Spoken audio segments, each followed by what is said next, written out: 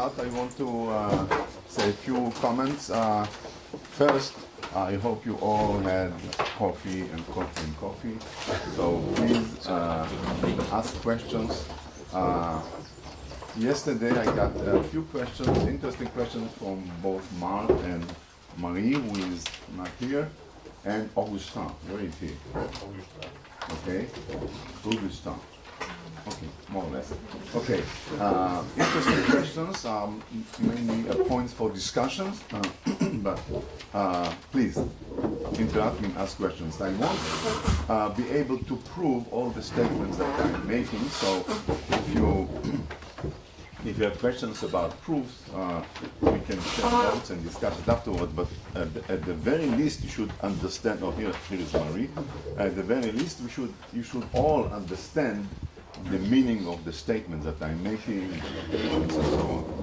Secondly, in point of notation, we will overlap the speakers, the teachers of this course, partially overlap and discuss sometimes the same systems, but we will use maybe different notations and even different terminology.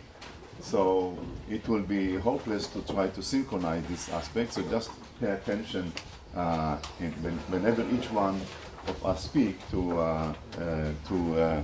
have multiple internal maps of us, so that you can switch between different notations. So today I'm going to speak about single layer networks, and I'm afraid that what Stefan means by single layer is single hidden layer, which is, in my terminology, two-layer network, okay?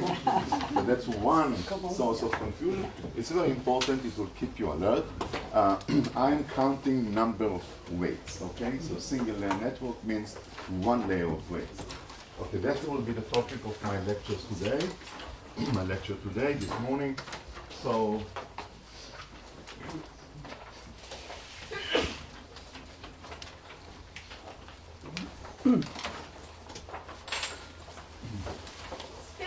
okay, so the architecture is already something that we mentioned yesterday.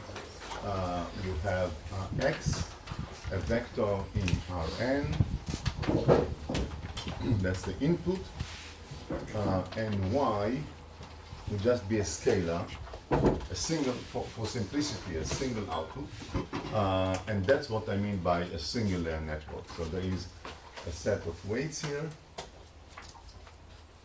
denoting them by W. So both W and X are vectors in Rn. Okay? And there will be two versions of this, which I'm going to discuss today. I'll start with the simple one, where Y is simply a linear function of its input. So that's basically a system that tries to learn a linear regression. Linear regression in general will have multiple outputs, so you map X input to output with a linear coefficients. But I'll take the simple case where Y is just a single output, and it's simply W transpose X. So W and X are both in this notation have kind of n by 1 column vectors. Okay, so W will be column vector W1 up to Wn, and so is X. So this is a dot product between W and X. This is Y, a single output. Okay, so that will be the first one which I'll discuss. So this will be number 1. It's a linear output, single layer network with a linear output, and that's what I'm going to start with. Okay, so so I'm going to continue with the supervised learning from examples. So you have a set of pairs X mu and Y, denote them by Y0 mu.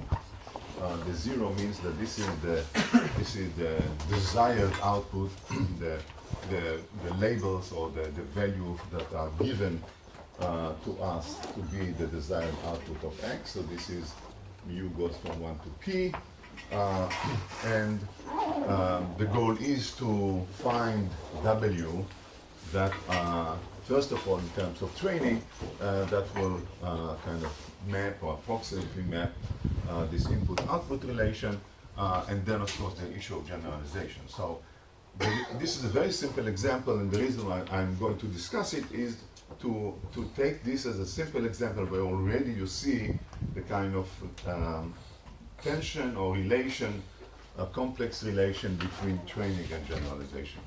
Okay? So in this case, I'll denote again a loss function for each example and for each W, so x and y0. This will be simply 1/2 times y, which is the output of the network, which I can write explicitly, minus y0 squared. So I use this as a loss function, and given this loss function, we can discuss training, generalization, etc. Okay, so I'll start with training.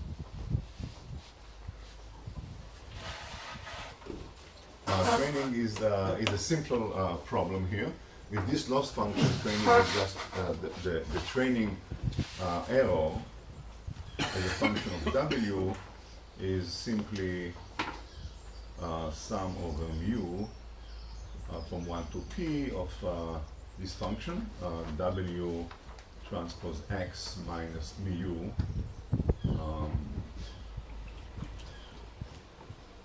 mu minus y0 mu squared. Okay, and this is very simple. It's a quadratic cost function in terms of W, the vector W. So it's easy to minimize, and there is no local minima, and so on. You can easily see that the solution W has to obey the following equation: C twiddle times W equals to U twiddle. So U is going, C twiddle is n by n matrix, W is n by 1, is a vector, column vector, and U twiddle is also a column vector. Okay? So this is a relation between unknown W and the coefficient of C twiddle and U twiddle. And the meaning of those C and U, you can see here that the quadratic term in W, which after derivative is the linear term in W, will be x times x transpose. So C twiddle is, for simplicity, for convenience, I'll divide by 1 over p, it's not important, times x transpose. So to write it explicitly, it's C twiddle ij is 1 over p times sum over mu from 1 to p of xi mu xj mu. So this is just the empirical correlation of the input input correlation. You can also think about it covariance if we assume that the mean is 0. So if I put the data in a matrix form X, where X is n by p, then this is a matrix relation, but that's the meaning of that, right?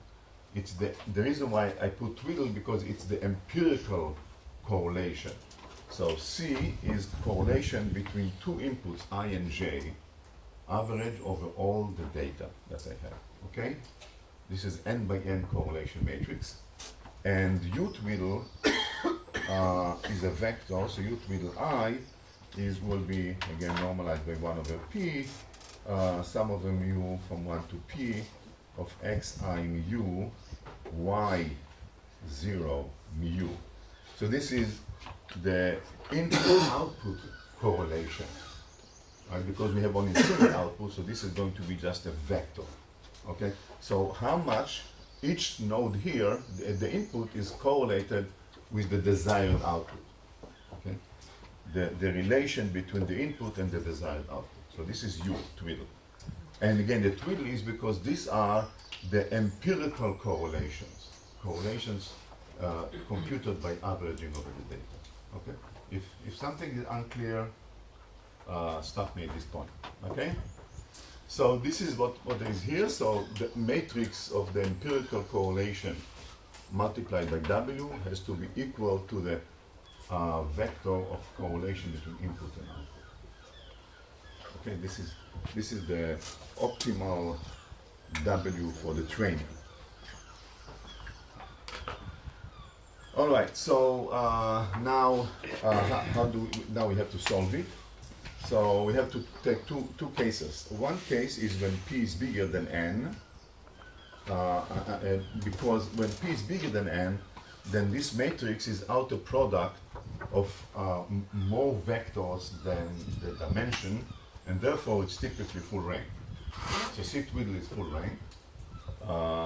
And in that case, we can just invert this equation, invert C-twiddle, and then we find that W training, the optimal W, is C inverse, C-twiddle inverse, times U twiddle. That's the solution. Okay? Okay, then we can plug it into the training and find out an expression for the training error. I won't bother doing that. What happens when P is less than N? In other words, when you have less examples than than the dimensionality. In that case, so again, by the way, you can also in matrix notation as 1 over P times X with Y 0. So this is N by P and this is P by 1 in matrix notation. But anyway, when P is less than N, you cannot invert, and we will discuss these two cases separately, so it's important to keep track of that. So when P is bigger than N, you have more data than the dimensionality, than the number of weights, right? So then, typically, if X is kind of generic, you can C is full rank, you just invert it, you find a solution, you plug it back here, you find whatever the error, the optimal error is. When P is less than N, you cannot invert it because C has rank of P, because it's made out of outer product of P vectors. Okay, so then C-twiddle will be rank P, which is less than N, so you cannot invert it, the matrix. On the other hand, in this case, it's easy to see what happens because ideally W should zero this should just obey these linear equations. Now, if P is bigger than N, in general there is no solution. So this will give you some residual training error. When P is less than N, you can always satisfy this equation. So you just have W transpose X U equals to Y0 mu, or in matrix notation you have X W transpose equal to Y0. This is just a matrix formulation of saying that all these linear equations are zero. Because there are whatever Y0 is and whatever X is, you have P linear equations, less equations than parameters, P equations and parameters you can satisfy. Okay, so that's the solution. So for this case, epsilon training, here epsilon training will be something, and typically bigger than 0. In general, here epsilon training will be 0 because we just satisfy all the linear equations. Okay, and now you can see from this relation, or from looking at this equation, that W that satisfies this relation is not uniquely defined, because that relation specifies W, the projection of W on each one of X mu. Okay, so imagine you have linear subspace spanned by your data. It's smaller than N, so that's a subspace. And the projection of W on this subspace is determined by satisfying that this minus this is 0, this equation, okay? What about the projection of W in the null space, in the space perpendicular to the span of the data? It can be anything, right? So W is not uniquely defined. Here W is uniquely defined, here W is not uniquely defined. So W in the null space of the data can be anything, okay? So there is a huge degeneracy in the solutions here. The generacy is basically n minus p subspace.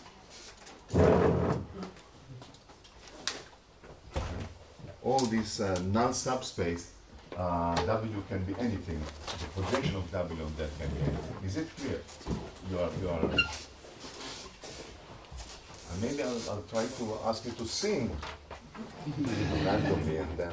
Okay, is it clear? Very simple. Okay, good. So here is a unique solution. Here there is a general solution. That's fine. Now that's fine. Now the question is, what can we say about generalization? Okay. So that's the fun. So for generalization, I have to say I have to specify some underlying law that generates y0 from x. Okay. So I'm going to assume that the data is generated by a noisy perceptron, linear perceptron. I should say here linear. What do I mean by that? I mean that y0 is simply w0 transpose times x. For each x, it's simply the w0 is the teacher vector, some set of w's, doesn't matter what, w0, and then x, and then I add noise eta. Okay. So this is called output noise. Okay. I'm going to assume that x and eta are Gaussians. Let's say for simplicity, I'll assume the mean of x is 0, and then the correlation x transpose on average is basically I times 1. Okay, so this is just white noise. X is generated from a Gaussian, n-dimensional Gaussian IID. And similarly, eta is also Gaussian, and the mean is 0, and the eta is a scalar, right? So eta squared is sigma squared. This is the level of the noise. Well, and W is always something, okay? Some vector. Okay? So that's my model. And now the question which I'm going to ask is, given that I did this training, I found the solution W, how do I do with respect to the error? Okay, so first of all, let's compute epsilon g of W, this function. For any W, what is the generalization error? Well, we know it is something like that, but now average over all examples. Okay, so it will be 1/2, but then I'll have to average of W and minus W0 transpose x plus eta square average both of x and eta. Not empirical average, but true statistical average given the ensemble that I defined here. Gaussian ensemble, both for the noise and the input vector. All right, so that's very easy to open again, and what you get is 1/2. This will give you x and eta are not correlated, so this will give you 1/2 sigma square, and then you have 1/2 delta W transpose delta W. And basic delta W is W minus W0. This one. Remember, x is uncorrelated. Okay, so the solution is what we expect, that the optimal, it's again quadratic function, but instead of being at this, instead of being a minimum at this funny thing, C twiddle inverse U, here it is just the bottom of the power range at W equal W0, delta W0. So that's the optimal, so epsilon min is just 1/2 sigma square and W opt in terms of the generalization, let's call it W generalization, is simply W0. And that's kind of what we expect, right? That the best will be the teacher vector. The noise is uncorrelated, so it doesn't change, except that it gives us some baseline error. All right. So that's epsilon mean. Now the question, now comes the fun. The fun is, given this W, I plug it into the generalization error, and I want to compute the generalization error.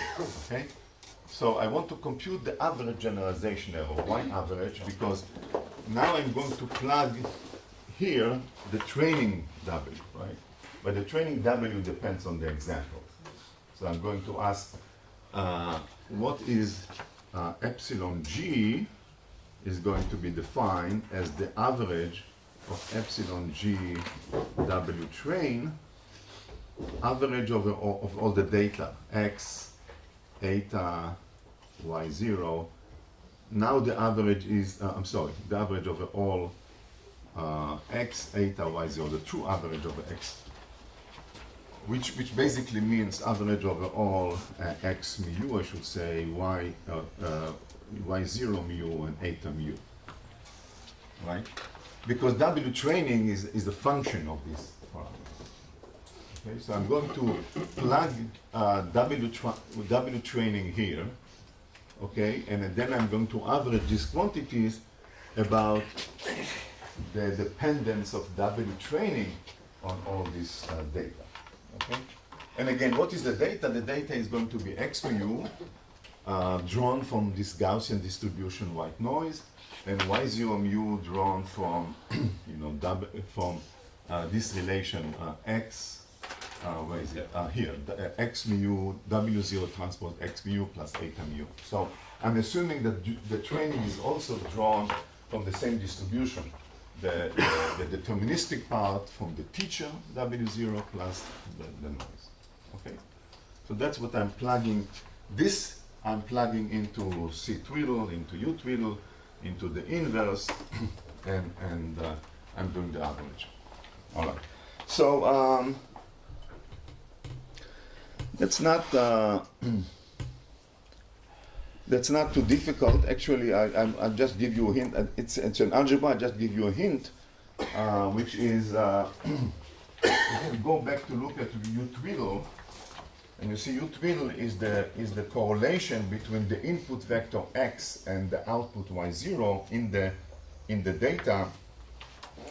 But Y0 has this deterministic part X W0 transpose. So it turns out that in this case, U twiddle is going to have two parts. One part is 1 over P times X transpose times W0. And again, I'll put the 0 either subscript or superscript, so don't worry about that. This is the part where I plug from Y0, I plug the deterministic part, which is W0 transpose X or X transpose W0. So this is this part. And then there is the noise part, which is 1 over P times X times the noise. So the noise is this eta vector. This is the vector of the noise in the training data. And this is the vector of inputs, n by p. So this is n by p, p by 1, it's n by 1, it's a vector. This is the noisy vector. This is the covariance, the empirical covariance times W0, and this is the covariance or correlation between the input and the noise. Okay, now I don't want to bore you with more details. You just plug it into here and work out what is the generalization error would be in this definition. Let me just remind you again that this is the empirical correlation between input and out in input correlation. It is not zero. The true correlations are just it is not identity matrix. The true correlation identity matrix, but here I just draw a sample, right? So there is some non-zero correlation. Okay. Similarly here, the true correlations here will be 0 because the input and output are uncorrelated in terms of the ensemble, but the data will give me something. Okay, so you have to plug it in, and I'll give you the result. And the result would be that if you put it back, so the generalization turns out to be again sigma 0 over 2, this baseline, plus sigma 0 over 2 times p. P is the number of examples, and then there is here a quantity which is the average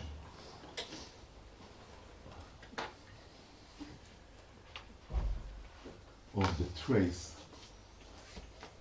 the average over the trace over C inverse minus 1. This average means the true average. There is no training data, so the true average of C twiddle minus 1.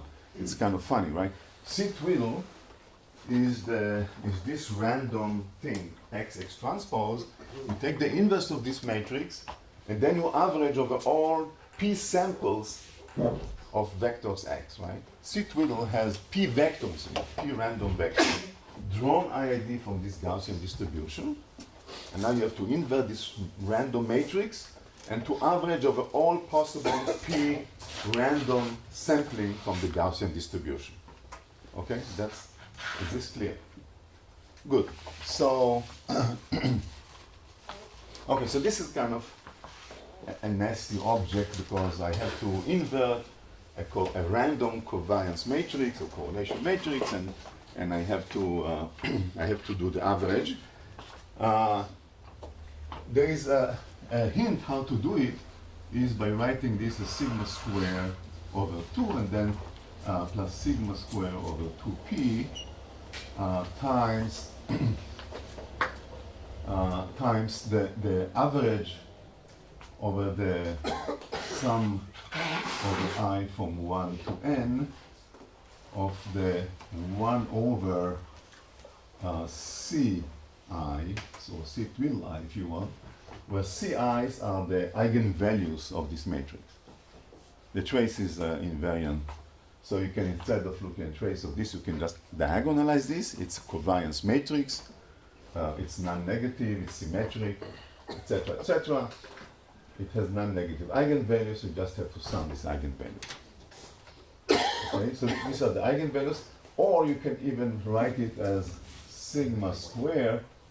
So now I'm going to do some statistical mechanics. I'm going to assume n and p goes to infinity, and alpha, which is p over n, is finite, some order 1. In this case, this object you can write down as sigma square plus sigma square over 2p of integrals d lambda rho of lambda of 1 over lambda, right, where rho of lambda is the density of eigenvalues of the matrix C twiddle. And in the large n limit, it's kind of a well-defined, there is well-defined limit of a distribution of eigenvalues, which we'll discuss before. Okay. So where is the average? In the what? Where the is average, the average here, sorry, here I didn't write it. yeah. Here there should be average, and here the average is encoded Yes. in rho of lambda. Rho of lambda is the average density. Yes. You have an alpha at the denominator, no? Not a p. Oh, I'm sorry, yes, you're right.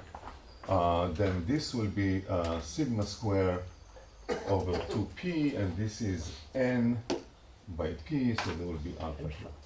Okay. Yes. Because rho is, this integral is normalized to 1. So there is 1 over p, so there is n here. Okay. Good. Okay. So what is rho of lambda then? The answer is rho of lambda is given, is well known, one of the famous results of random matrix theory. In this case, it's called the Marchenko-Pastur. I hope I'm spelling it correctly, +2 distribution. Okay, it is the distribution of eigenvalues, again in this thermodynamic limit, of a matrix which is constructed by simply a product of random, outer product of random vector drawn from IID distribution. Okay, it has the form which I'll define in a moment. I don't know if okay, I can. Okay, I can tell you. So let's now discuss. Okay, so here I've already assumed that I am in P bigger than n. I wrote this, right? I wrote this inverse matrix, and for P bigger than n, the distribution looks like that. This is lambda. This is rho of lambda. There is it's a bounded distribution.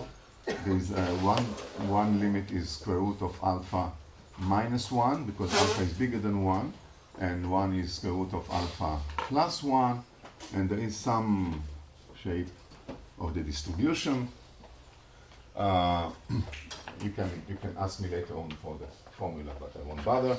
There's an analytic formula for the distribution. It has finite support.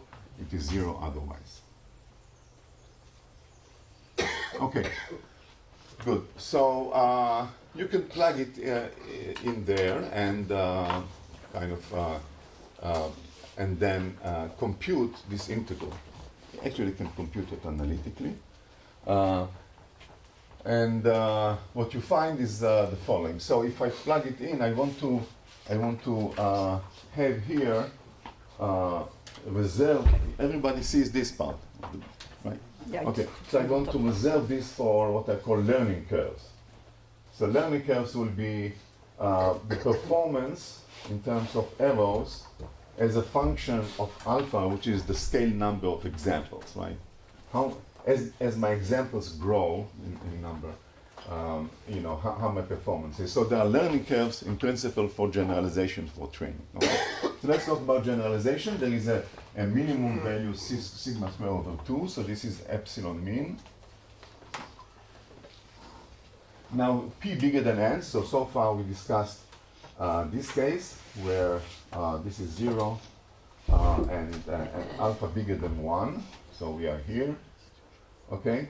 And when we plug it back, we see the following. So first of all, when alpha is large, it is simple to see what's happening. If alpha is large, I mean p is very large, then this C twiddle is close to the true C, which is just identity. So this is just n. So this is going to be n over p, which is just 1 over alpha, so sigma square over 2 alpha. So we know what the asymptote will be, sigma square over 2, and it will approach it like 1 over alpha. Right? So that's fine. But the question is, what happens before it approaches this asymptote? Well, the answer is that if you plug in this into this formula, you get a divergent result. Okay.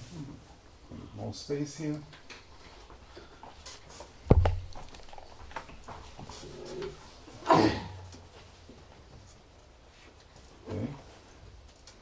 Okay, so you get something like this. It approaches the limit sigma square over 2. So this is in the asymptote, it is sigma square over 2 times 1 plus 1 over alpha. This is the asymptote. But actually, when alpha comes to 1, it diverges. Now, why divergence is easy to see, because this limit here is kind of coming to the edge, so there are arbitrarily small eigenvalues. And when you compute 1 over lambda, then this diverges. So it diverges like 1 over 1 minus 1 over alpha minus 1. Okay, so you immediately see the problem of overfitting, because here, if you are here, if the data is just above n, p is above n, your generalization error is terrible. Okay? Now, what is the training error? The training error you can plug in this statistic, which I assume there, into the training error. You can do the algebra, it's very simple.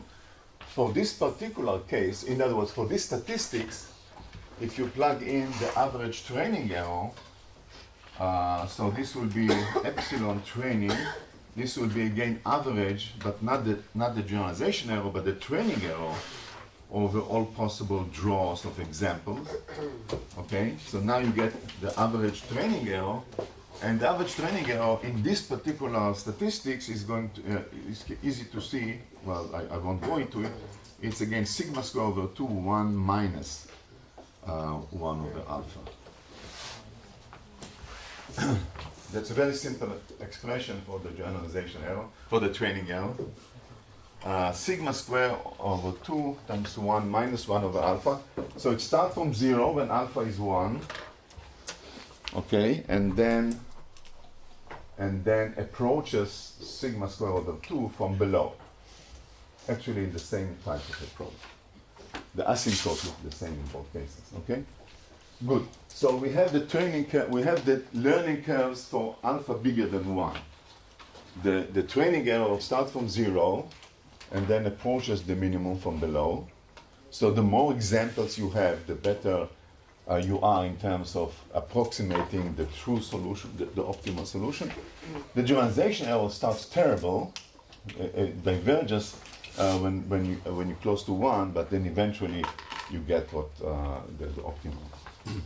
Okay, is this clear? Okay, very good. So now, yes. Sorry, is the support of the Marchenko-Pastur right? Meaning when alpha goes to infinity, should go everything should go to 1, right? Yes, but you have then it goes like a delta function around square root of alpha and then. Exactly. No, this is why I was saying the square root of alpha minus 1 divided by something. No. Then no. No, this is fine. I'm sorry. It is going to be. Should go to the topic in 1. This is row of C twiddle, and goes to infinity.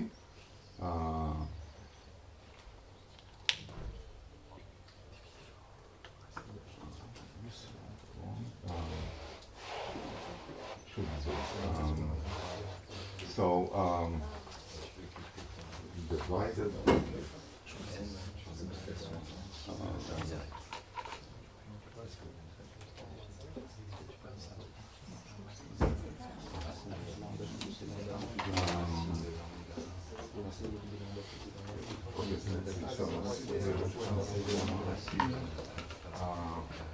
When this is large.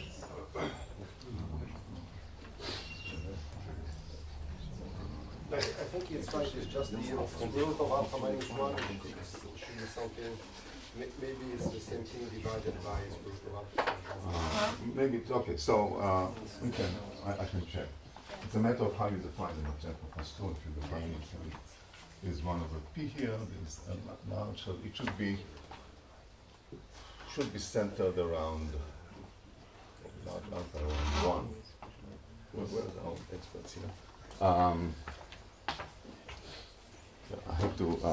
I may use not the I may use here the wrong number. It should be centered around 1 because I divide by 1 over p. Right. So this may be 1 over So this may be 1. Sorry. 1 minus 1 over square root of alpha. And this is 1 plus 1 over square root of alpha. Because in my normalization, when p is large, you just get 1. Okay, thanks. All right. But in any case, this is what you get.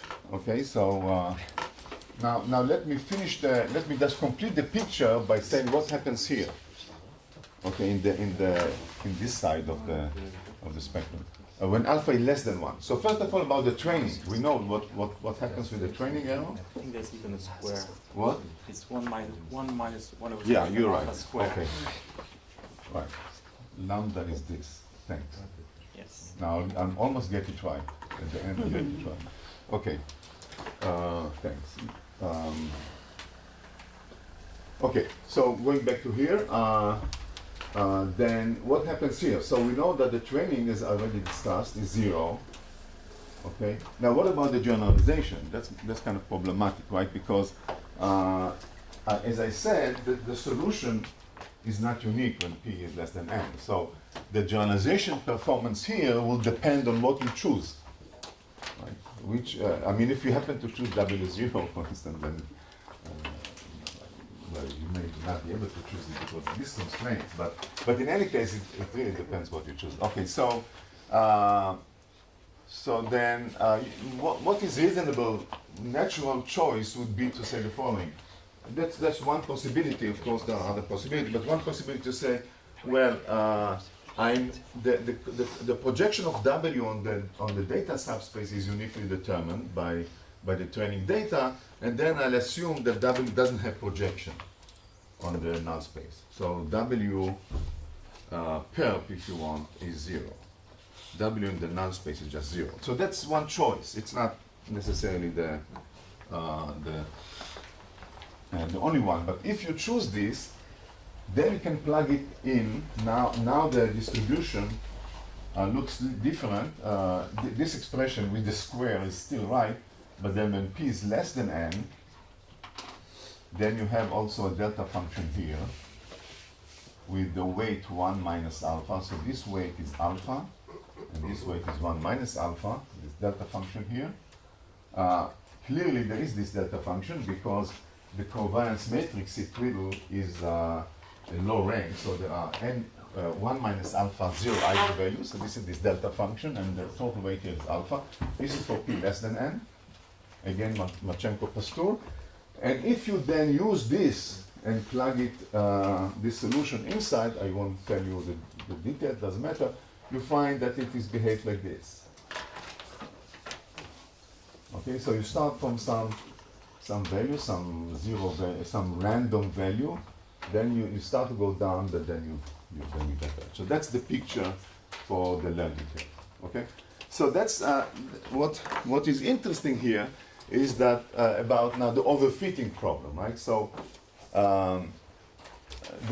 what is kind of a little bit counterintuitive is that the overfitting is worse not at small alpha, but at alpha near 1. And that's a point that was discussed and, by Andrew Sachs and Madhu Advani, that both of them should be here, or in the course at least, that there is some counterintuitive behavior of the overfitting. It's not worse at alpha goes to 0, it actually goes near the point where the number of samples is roughly equal to the number of dimensions. Okay. Any case, this is bad, right? So the question is what to do, how to solve this problem. And in this case, it's simple because we understand the origin of this divergence. The origin of this divergence has to do with the fact that as alpha becomes close to 1, W diverges. Okay. Again, because of these eigenvalues, which W has this inverse C, and the eigenvalues come close to. Okay, so there is no reason to expect that the feature W0 it has the pathologically large W, right? Large norm. So the most natural regularization is to say that add L2 regularize.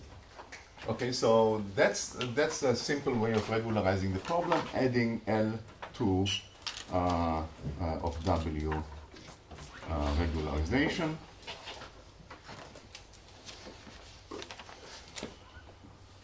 Okay, so this means that the loss function now, L of W, is going to be the training loss function, epsilon training is a function of W plus 1/2 times coefficient beta times W transpose W. This is, and beta is some coefficient bigger than 0, which tells us how strong the regularization is. So you can show that this one is basically the limit of beta goes to 0. When beta goes to 0, this term doesn't do anything here. But in this part, it just picks the smallest norm solution, which is the solution with W curve is 0. So this curves here is the limit of beta goes to 0. So it just lifts this degeneracy by zeroing out this W curve. But that's bad, as we see here.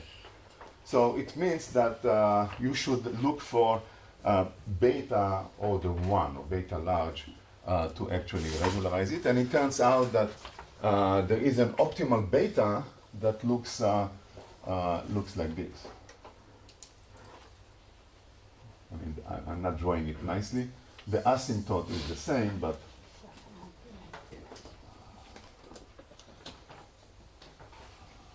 maybe like this. Artistic, this. I'll draw both of them differently, and then you'll see. Okay, so where's my other? Okay, so do something like this, and then. Okay, and then the other one would be slightly better, starting from the same point as well. So.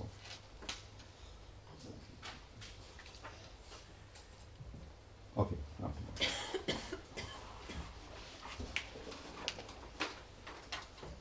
Okay, so they should have the same asymptote, and both of them go to the right limit.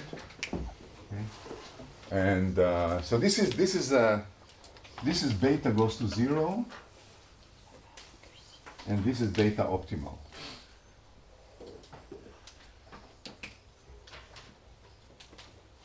It does the best that you can do in the sense that it's monotonically going to 0. It doesn't have this overfitting, and that's the nice solution. So if you put beta optimal, so then I have to also correct this, of course. This is for the solution with beta goes to 0. And now if you do beta beta optimal, it will not be 0 here. It will start and grow, and then asymptote will be the same. So you lose, of course, training error. Training error is not, here it is not 0 because you're not optimizing the training error, and in general it has this curve. So, but that's the point of regularizing, paying the price of less optimal training in order to overcome the overfitting. The beta optimal is What? actually a function of alpha. What? Beta optimal is a function of alpha. Beta optimal turns out in this problem not to be a function of alpha.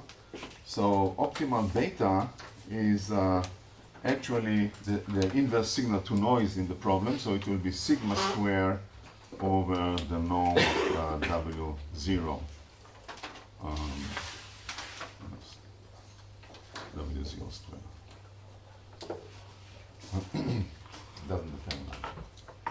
So in that sense, it is a simple case where finding the optimal coefficient of the regularization is not hard work. It doesn't change from one point to another. That's not sigma square. That's fine. Yeah. But it means that you know the teacher. You know the norm of the teacher. Yes. And I'm not saying it is. I mean, you know also the noise. I mean, all this is not given to you. So the noise you can say you estimate from looking at the data. Yeah. So there is no. This is almost free lunch, but not exactly free lunch. But anyway, that's the point. So that's a very simple exercise. I just would end this exercise with a comment about related regularization. This is the regularization that Madhu and Andrew are discussing, and this is, instead of adding L2 regularization, looking at the training dynamics. So I didn't talk about it, but you can think about how to actually solve the training problem by doing that W dot equals to minus the gradient with respect to W of epsilon training. That's the naive dynamics, gradient descent, okay, with respect to the training. But then you can say instead of, so if you run these dynamics until it converges to a fixed point, you get back to this solution. Okay, so this thing. The beta goes to 0 here means that you start from basically 0 W, so you never develop a component perpendicular to the data. So that will give you this beta goes to 0 limit in both sides. Okay, but now the idea is to do early stopping, not to wait until it converges to a fixed point, but to do early stopping.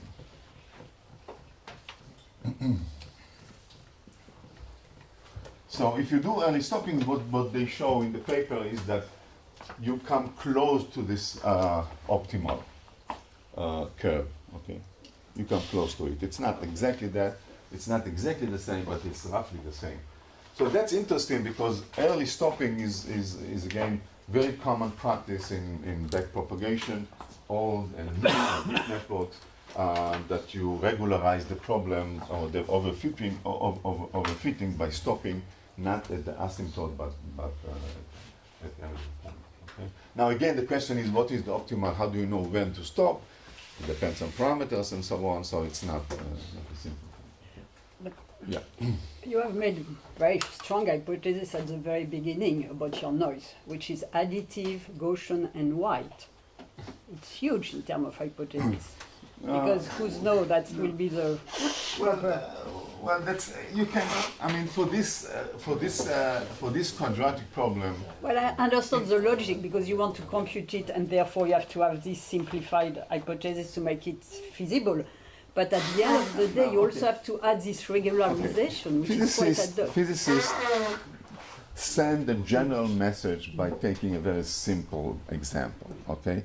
Now it's dangerous. I agree. You can say, well, but maybe your message is not as general as you think it is. But I would just tell you, this is quadratic problem. Okay, and the quadratic problem you can easily extend it to non-Gaussian, non-Y. Well, no, at least I have a proposal because here you assume that you know the variance. That what? You know the variance. No, I don't. Well, I yeah. don't. Your sigma square, you don't. No, I don't know. This is the. Okay. Okay. The learner Yeah. has this. He doesn't know anything. Okay. This is Fine. the learner. Fine. Yeah. I'm now God Yeah. who observes the learner. Good. And I know the world, so I know this generative model of the data. Yeah. So that's a common confusion in this. No, it's very common confusion, and it's good that you Yeah. point it out because when I write things, I play this double game. And on the one hand side, I'm the trainer. Being good and being And trained. the trainee, and the other side I'm saying, well, this is sigma square, and this is curves, and so on.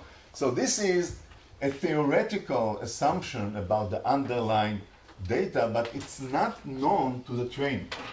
The learner, that's what he has. He has data, he has training error, he has this, Yeah. and this, and this. That's Yeah. it. This is what the training system knows. It doesn't know this. Okay. So in which case you have to assume that you have additive, Gaussian, white, In noise, order to but be you able don't, you to don't compute, fix the variance. in order to be able to compute this, essentially. Yeah, but you have the variance fixed. You have to know omega square. In order to compute this, I have to know, because this is the theory. Okay. Okay, Okay. but the guy here doesn't. Doesn't know, exactly. The guy here doesn't Okay. know. This is a theory, okay, here. This part belongs to here. This is a theory, okay? This part here, it is just the algorithm, it's just the procedure. You have the data, you construct the error function, the training error function, you minimize this, you find W training, and hope for the best, okay? Now I'm saying, given that I know the problem of overfitting, okay, I am now I'm back to here, okay, and I'm saying use this. But who is fixing the beta? I mean, Beta, at I'm the end of playing, the day. beta is a meta parameter, Okay. okay? It's God or And is it the trainer? meta parameter? No, meta parameter. No, not, this is now belongs to God or the trainer? No, the Okay. trainer. The trainer. exactly, Okay. and this is now also early stopping belongs to trainer. here. Okay, that's clear. Now it has two, either I do this, I have parameter beta to fix, Yeah. or I do here and I have here, I decide and to I stop. have T stop, Okay. okay? So you are left with one choice on the So I trainer. have one meta parameter, either by early stopping or by regularizing the L2 norm, and one parameter to fix, okay? How do I fix it? So the answer is there is a well-known procedure for the training system, for the learning system, to estimate the generalization error.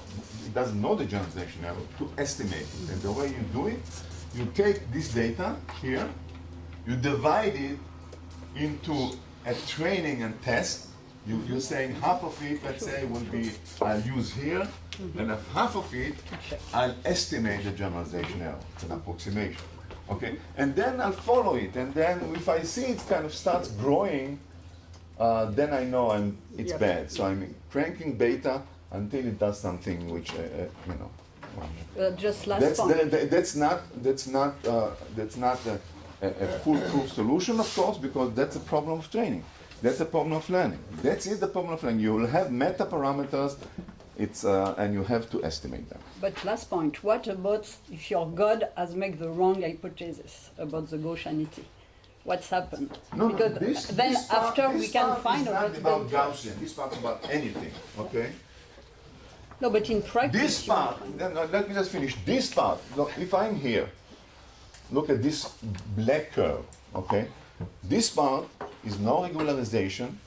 I got And it, I got it. wait, and with it, for sufficient amount of data, it will approach the right result. So I got it. Sure. that's fine. So if you have 10 times data from then parameters, you're doing well. You don't have to make any other assumptions. Okay? Now the L2 regularization and the early stopping are more general than this white noise assumption and so on. They're more general, but this is an example where we can actually compute it and see the effect and compute the optimal data and so on. It's not specific to this case. So just this case I can tell you analytically, I drew it, but I can, you can do the calculation and compute those.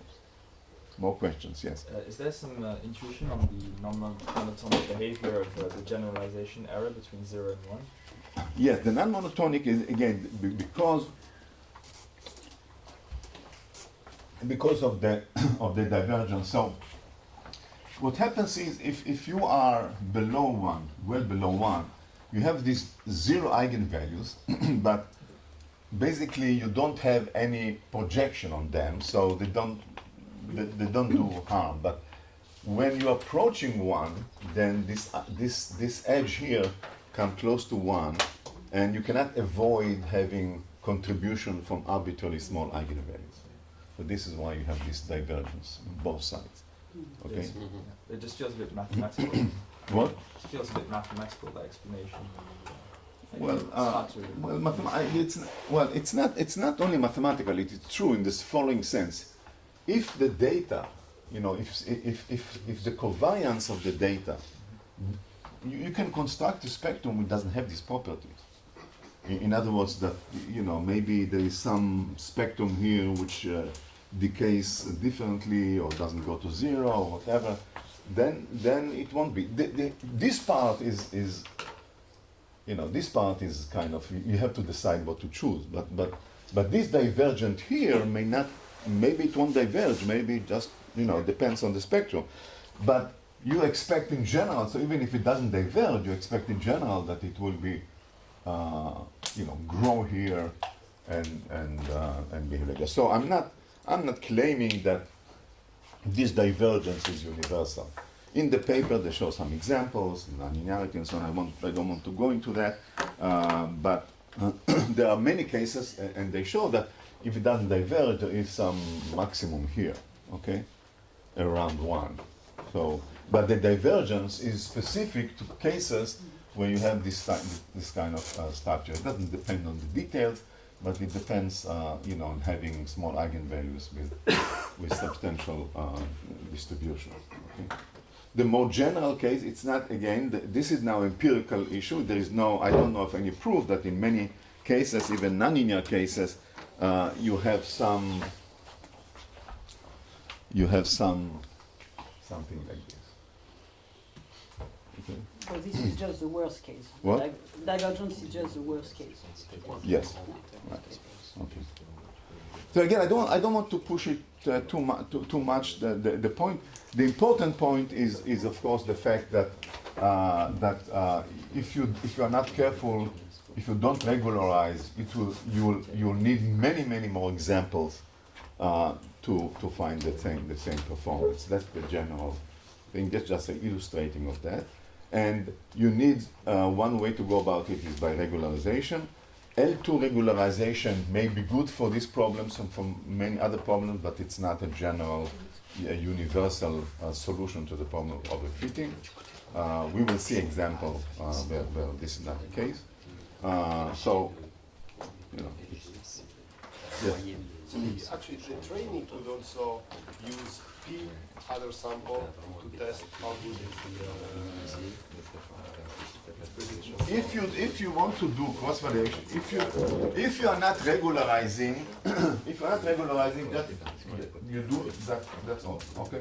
If you want to regularize and you want to say I want to put reasonable beta here, which one I choose, then as the learning system in the training process, then you take the data and you reduce P somewhat by using part of it as training and the other part as testing how good I'm doing in generalization. That's called cross-validation. What? Yeah.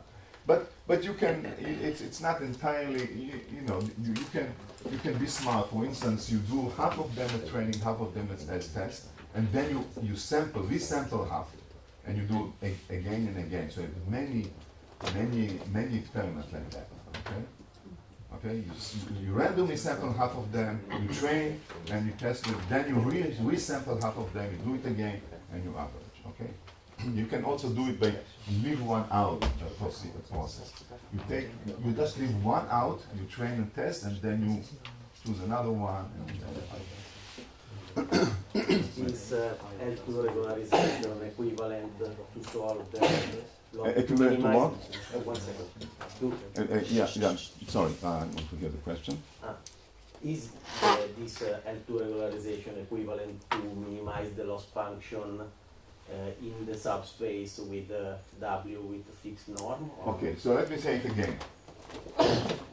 When beta is very small, okay, if you take beta to be very small, okay, then basically beta almost doesn't do anything, right? Because this is the dominant term in the only place where this small beta, small but not zero, small beta kicks in is when you have a degeneracy, but this is zero anyway.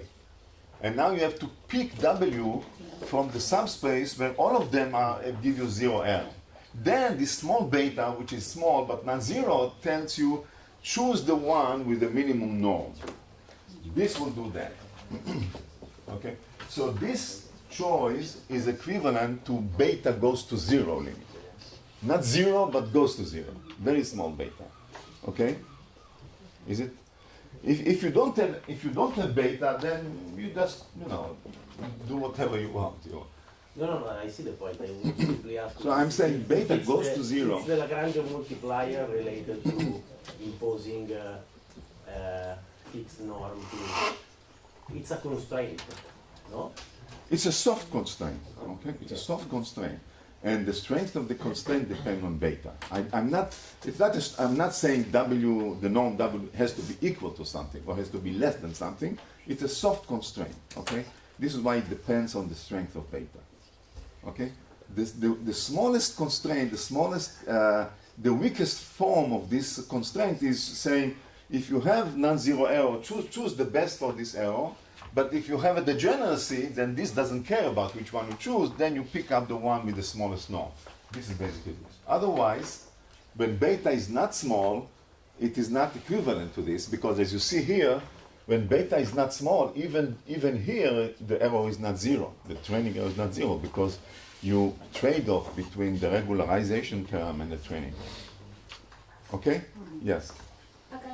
Because you said the learner doesn't know anything about noise, but the learner has a true model. It picks it picks this particular loss function because it corresponds to Gaussian basically. No. Is that clock right? No. The error, no. So let me explain. The learning guide, this network, get this data, okay, and what it knows, it's going, it has this network that it's trying to approximate this, right? And in other words, the poor guy has only this network to train, right? Yeah, but the way it trains, it picks this particular loss function. Okay, It's so like a let me loss. just add and then see if I answer your question. Because the training guy has a linear network, okay?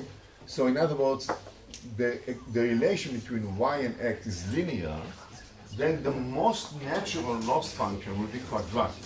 It's not a statement about what y0 is. It is a statement about the network that I'm training with.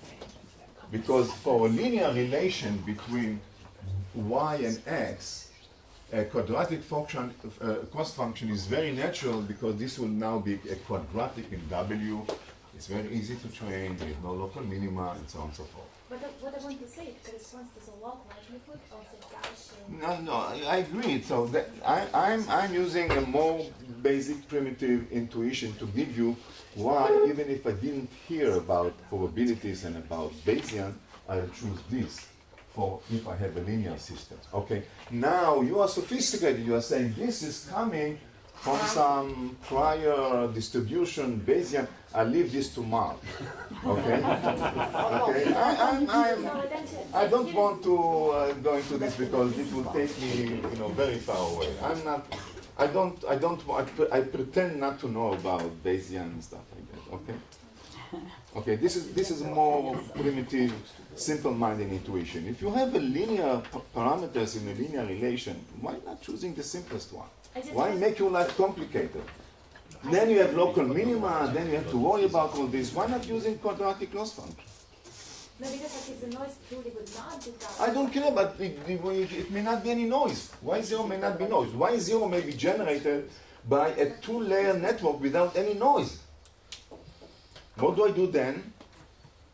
Let's suppose there is no noise at all. Y0 is generated by a teacher, which is not this one, but the teacher generates X and Y relation from some turbulence or for some two-layer network, from some bit network or whatever. It can be deterministic, not noise at all.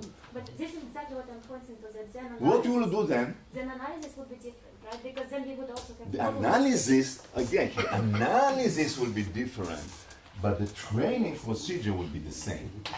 I mean, the result of this learning would be The result may be different to some degree, but the general structure of P bigger than N and P less than N, the general structure will be the same.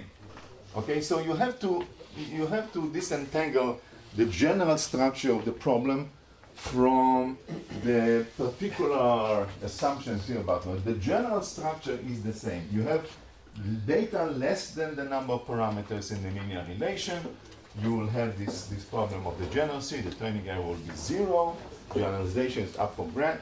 And then if you have more parameters then more data than parameters, then you have a unique solution, and then the more data you have, the better generalization will be.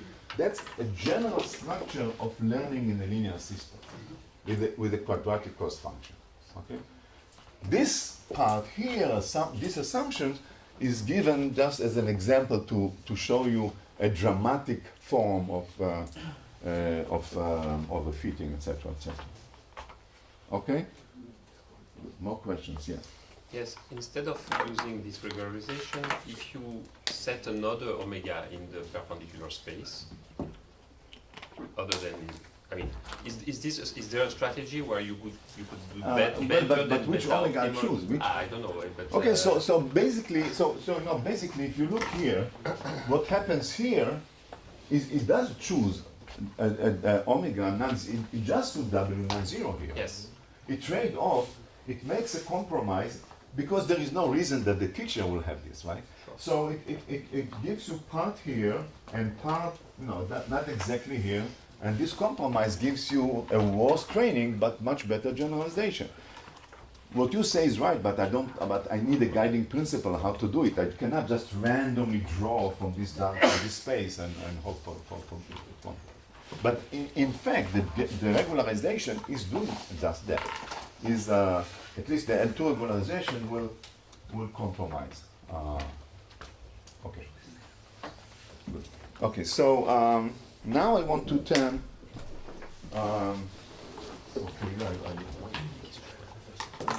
Okay. At least I'll start with.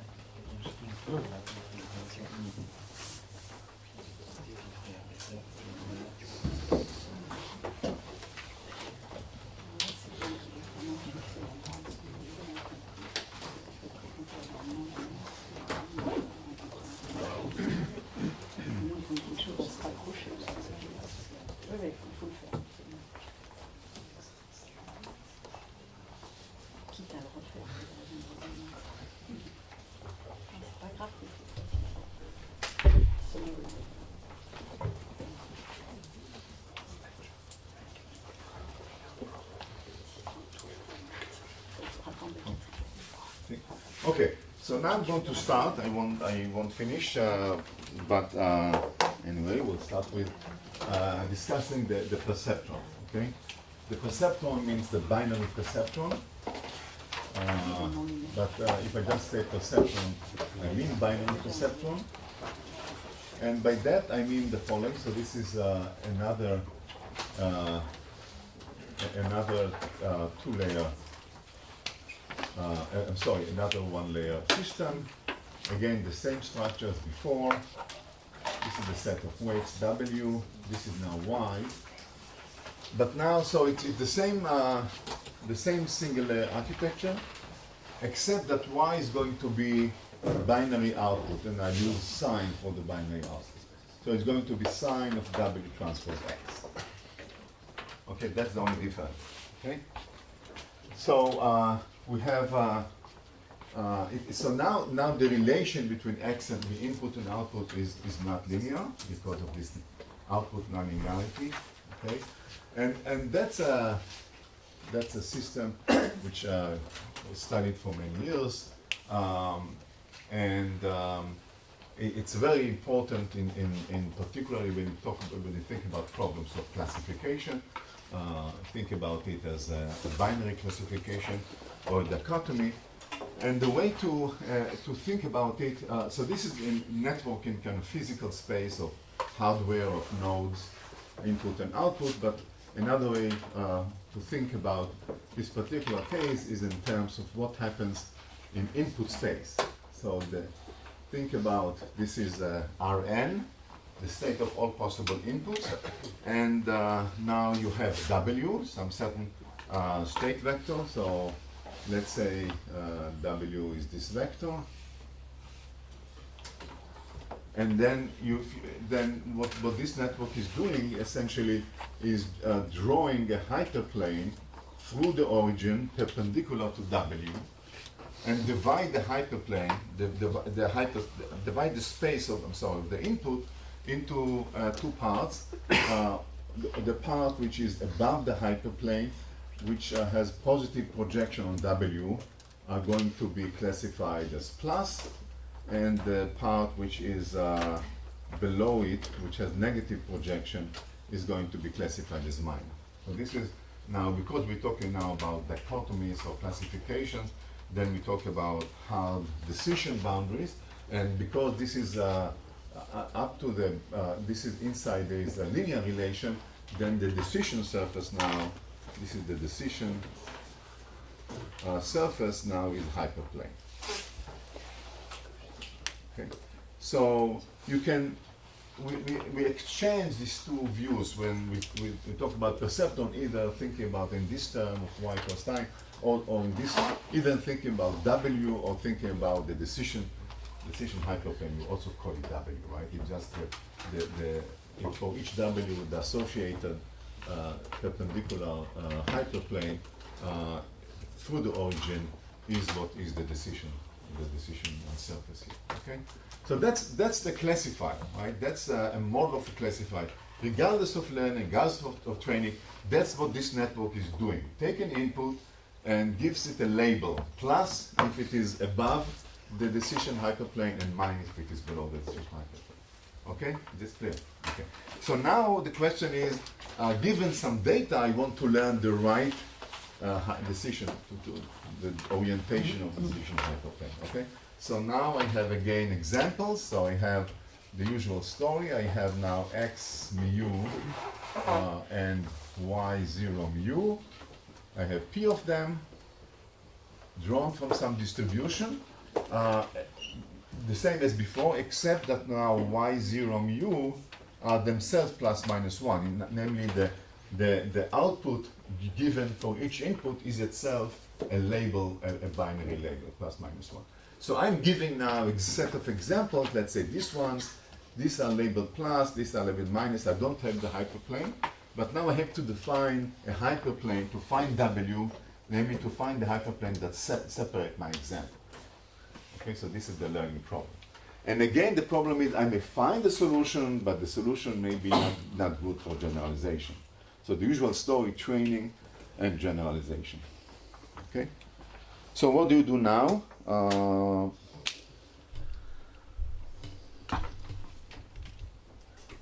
The problem with fancy computers that they go to sleep too soon, too fast. Oh, okay, so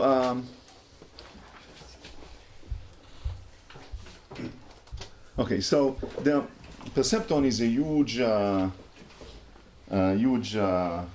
field, and it's a classical field and textbook. So I'm not going to cover this, but I'm going to ask. There are several things that one can ask, which is interesting, just as a reminder. One question is a thing which I mentioned yesterday is some notion of complexity, of the model complexity. I want to, before starting with learning, it would be nice to know whether this architecture with some arbitrary W, how good it can perform, how many functions it can actually perform. Okay, so how do I capture the complexity or the limitation of this architecture? So suppose I have some data, I have inputs and I have some labels, and I want to train a network to implement this input-output relation, to implement this dichotomy. Now I don't know, maybe a perceptron will be enough, maybe I need 10 layers to do it. I want to have some measure of how complex or how rich a single layer perceptron is in terms of implementing dichotomies. Okay?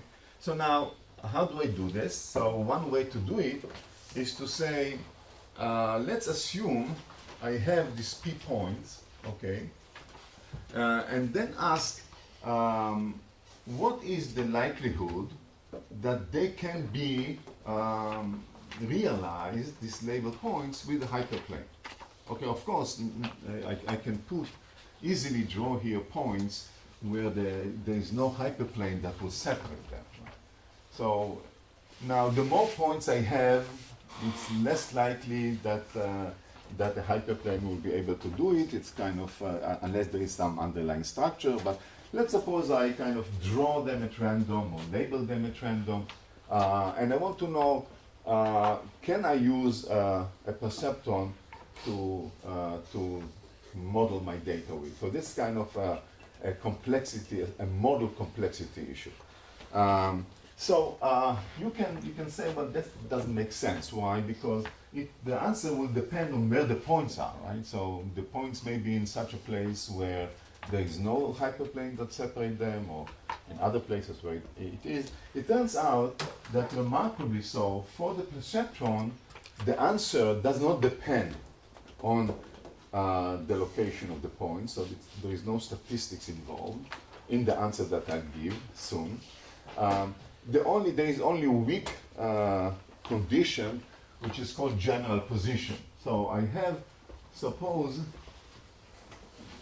I have points x mu just input vectors. U goes from 1 to p, and let's assume they're in general position.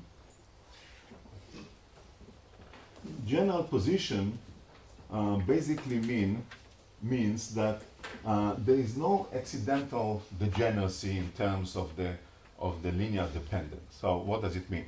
If p is less than n, then general position means that they're linearly independent.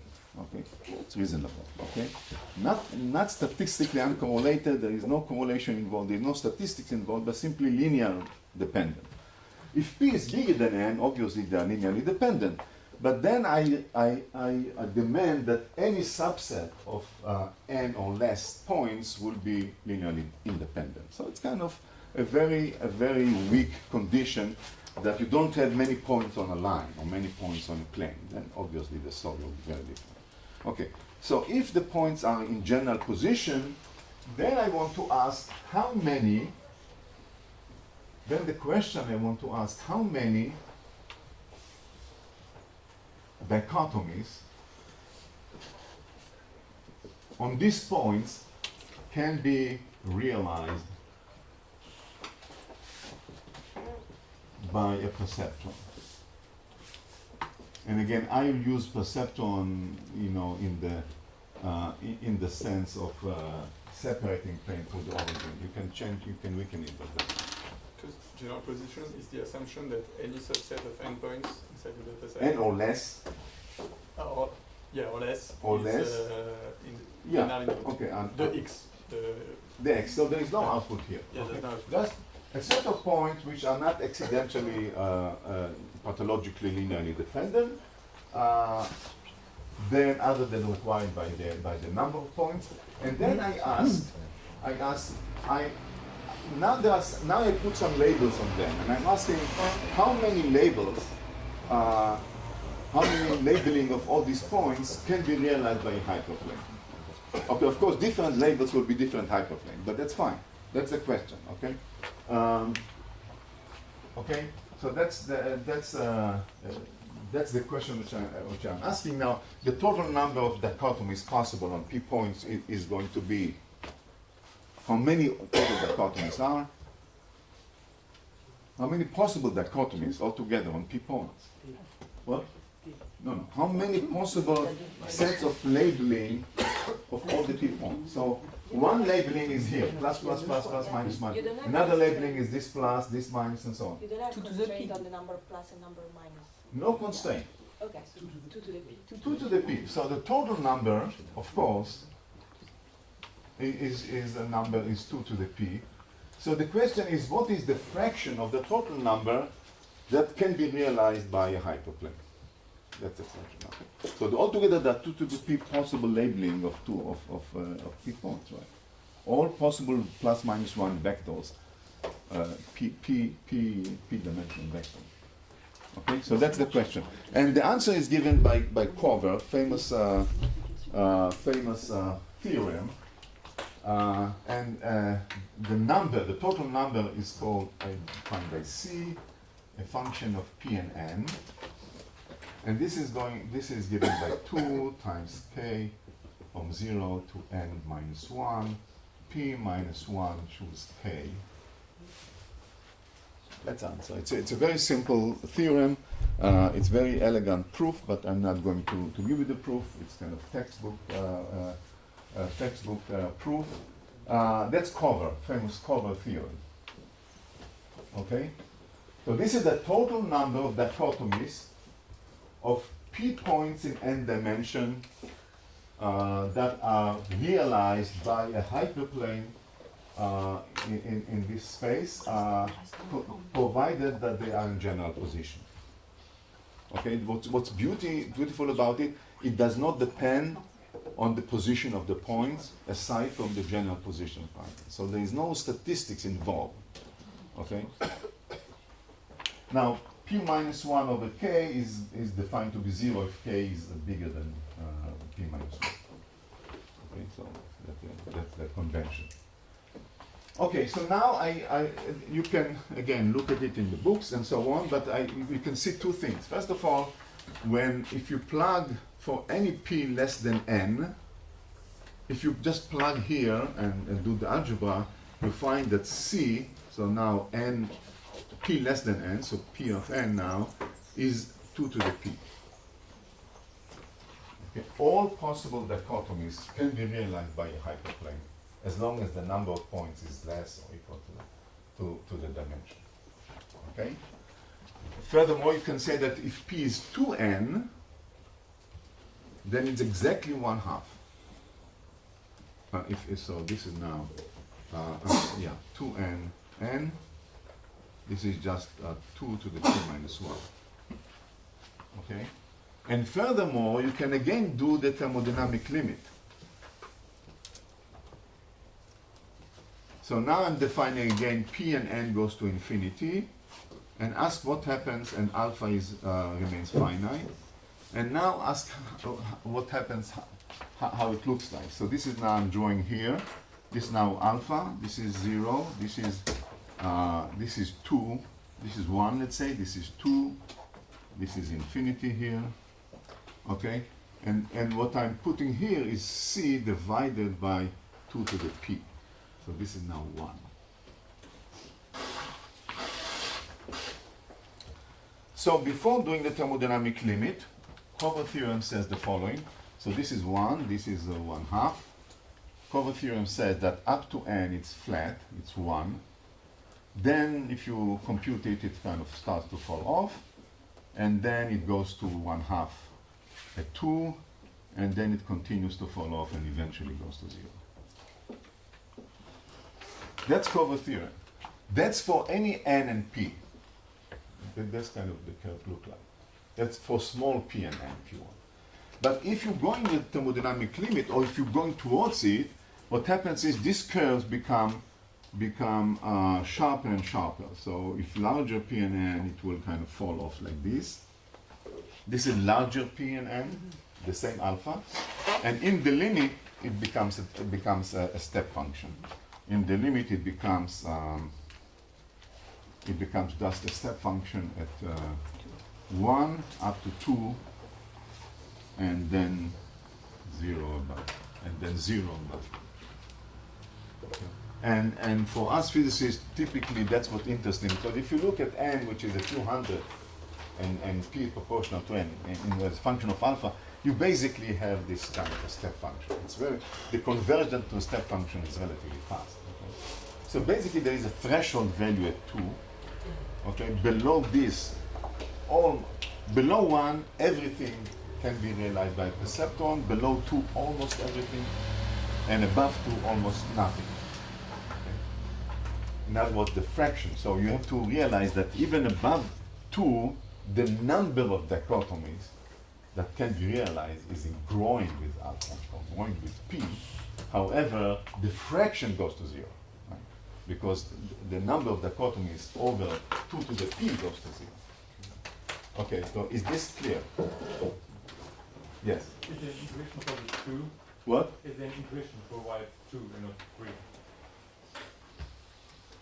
3? Intuition, I don't have. If anybody here from the experts, intuition. No, sorry. I have to think about it. You challenge me, good. I have to think about it. Why 2? All right. Okay. So that's a famous result. And now, what is the relation between these two learning? And the relation is that in the case of learning, so I have some data and I have some labels, okay, to the data. And I don't know the origin of the label, okay. And I'm asking myself, well, can I use perceptron? Okay. And, well, I cannot do something less than a perceptron. There is no network simpler than that. Okay, so that's the simplest possible network that does classification. So can I use a perceptron? Does it make sense to use perceptron? Well, the answer is, one aspect of the answer is given here by Kovac. It says, well, if the number of points that you have is less than 2n, then you are fine. Then you most likely, almost with probability 1, you'll find a hyperplane that separates your data, that gives you 0 error. Okay. On the other hand, if P is bigger than N, well, it depends. Now, as I said, there are many, many here, but the fraction are small, okay? If you happen to be learning from underlying law, which is in detail, then you'll be able. But if you don't know what is the origin of the data, then you'll start to see errors here, right? So most likely you will not be able to find a perfect solution. Okay, that's one point. Another point is that you can now, we'll discuss generalization tomorrow, but you can now see also the tension between the kind of model selection issue and the generalization, and this is that if P is less than N, then on one hand side, perceptrons do perfect, okay? But there are many, many perceptrons that will do the job. In other words, if you have P points, okay, let's look at this example here, and you're asking, so here obviously I drew it in such a way that there is a hyperplane separated. Here is an example of a hyperplane. Let's say this is your data, but it's clear that you have a whole space of hyperplanes, which, okay, I'll remove this here, which gives you a valid dichotomy. Okay, so when you are here, it's not only that you will find a solution, okay, but there are infinite number of solutions. There is a whole finite fractional volume in W space which will do the job, okay? And you can kind of think, imagine that the deeper you are here, the smaller alpha is, the bigger the fractional volume of W would be that double job. So what does it mean? On one hand side, it will be easy to find a solution. On the other hand, you are again problem of overfitting. Because, okay, so I find a solution, which one is good for generalization? Okay.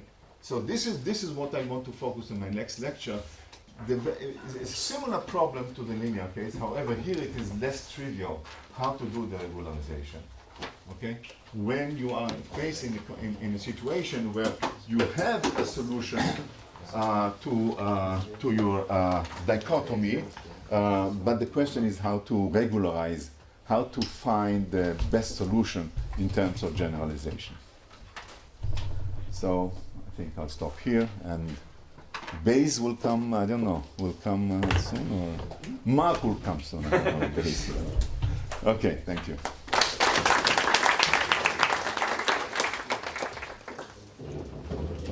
So actually, just one thing, so there were papers there on the back review that I wrote that were meant actually to be browsed there. So all the papers disappear. Maybe somebody took it to study in the room, but it's good if they can be there. And then otherwise everything is in the Dropbox.